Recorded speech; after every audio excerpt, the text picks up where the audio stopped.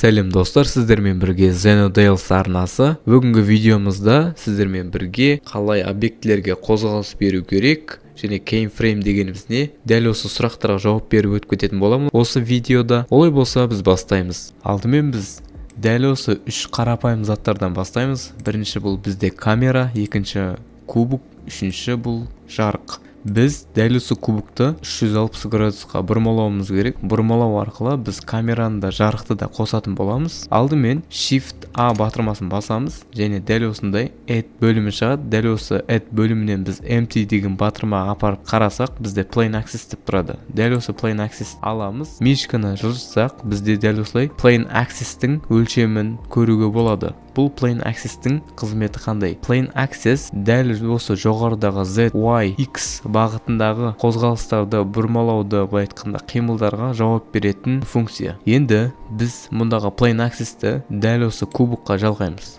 Ең негізгі Object Transform'ды біз Plane Axis-ке береміз. Plane Axis-ке беру үшін біз Ctrl және P батырмасын басқан кезде Set Parent to деп шығады. Дәл осылай Object Keep Transform дегенді басамыз. Енді біздегі мұндағы үш негізгі заттар Plane Axis-ке тәуелді болды. Біз Plane Axis арқылы бұл үшеуінде бірдей басқара аламыз. Transform бетіне қарасақ, бізде Location және Rotation деген бағыт тұрады. Location деген бұл бір келкі бағыт. Мұнда X бағытына қарай кететін болса, X бағытына, Y бағытына кететін болса, Y бағытына қарай жылжитын. Ал rotation деген бұл бұрмалау. Мысал ретінде мен Z бағытына қарай бұрсам, дәл осындай айналым шығады. Ал егер Y бағытына бұрсам, дәл осындай айналым шығады. Нақты мұндағы объектіні 360 градусқа айналдырып шығару үшін біз енді keyframe'ді қолданамыз. Keyframe дегеніміз не? Keyframe бұл объектінің белгілі бір уақытта қандай күйде болатынын белгілейтін нүкте. Мұндағы Plane Axis-де біз өзіміздің бағытымыз бойынша істей аламыз. Мұндағы keyframe астындағы бірден бастап біз rotation, мұнда transform бөліміне қарайтын болсақ, бізде rotation бұрмалау кезеңінде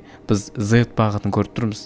Енді бұның жанына қарайтын болсақ, дәл осы нүкте шығады. Animated property деп шығады. Дәл осы нүктені басамыз. Бізде мұнда бірінші кадр ашылады. Бұл кадрды біз 160 кадрға апарып қоямыз. Енді біз мұнда қанша градус болатын жазуымыз керекпіз. Мысалы мен 360 градус деймін. Сонда 360 градус деп жазсам, мұндағы Plane Axis бір айналым жасап, қайтадан өзінің орнына келеді. Бізде көріп тұрғандарыңыздай, тура жаңағыдай қасында нүктені қайтадан басамыз. Сол кезде бізде мұндағы екінші кадрдың жабылуын көрсетіп тұр, мұнда басталуын көрсетіп тұр. Қарайтын болсақ, бізде Plane Axis үш негізгі заттарды 360 градусқа айналдырып әкеліп қойды. Екінші қозғалысымызды көрейік. Plane Axis-тегі қозғалысты.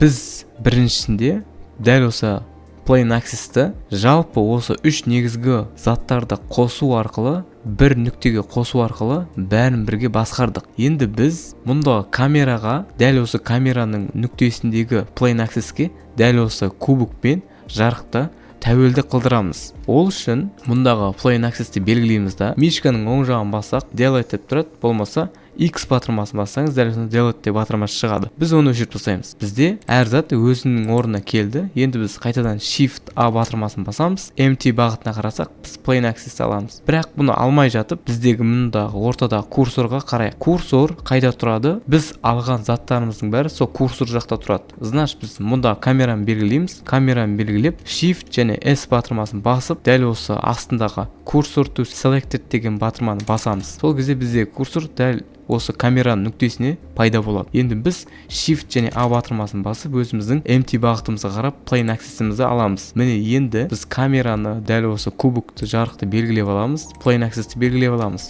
Соңына қарай біз Ctrl және P батырмасын басып, Object Keep Transform деген батырманы басамыз. Міне енді біз камераның нүктесіндегі Plane Axis-ке мұндағы үш негізгі заттар тәуелді болды. Камераның арт жағында нүкте қайда бұрылады? Біздегі үш негізгі заттар сонда бұрылады. Мысалы, қайтадан бірінші кадрдан бастаймыз. Мұндағы rotation бағытын қарайық. Z бағытында бірінші кадрымызды ашамыз. Бірінші кадр 160 кадрға дейін 360 градусте айналып барады. Міне көргендеріңіздей, бірінші кадрдан 160 кадрға дейін камерадағы бағыт 360 градусқа айналып барды. Мұндағы үш негізгі заттарды өз орнына қайтадан әкеліп қойды. Міне достар, біз Blender'де keyframe қою арқылы объектіге қозғалыс беруді үйрендік. Егер бұл видео пайдалы болса, лайк басып арнаға жазылуды ұмытпаңыз. Сұрақтарыңыз болса пікірге жазыңыз, барлығына жауап беремін. Келесі видеода кездескенше